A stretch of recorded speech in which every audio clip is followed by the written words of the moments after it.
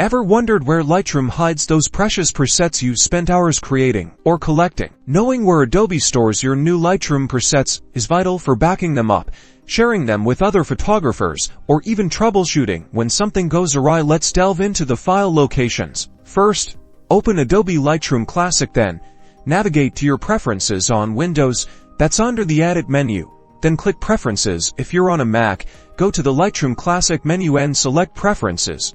Within the Preferences window, you'll see several tabs. Click on the Presets tab. This section manages all things related to your presets. Under the Presets tab, locate and click the button labeled Show All Other Lightroom Presets. This action will open a new window, taking you directly to the correct folder on your computer. This new window is your operating system's file browser, either Finder for Mac or File Explorer for Windows. Inside, you'll find a folder named Develop Presets. This is where Lightroom stores all your user-created or imported presets. Beneath this Develop Presets folder, you'll likely see subfolders, perhaps organized by the company you bought the presets from, or by your own naming conventions. Each of these subfolders contains individual preset files, usually ending in XMP. From here, you can easily copy these XMP files to an external drive for backup, or transfer them to another computer. This location is also where you'd manually place XMP files if you're importing presets the old-fashioned way. Understanding these file paths empowers you to fully manage your custom editing toolkit. Master your workflow,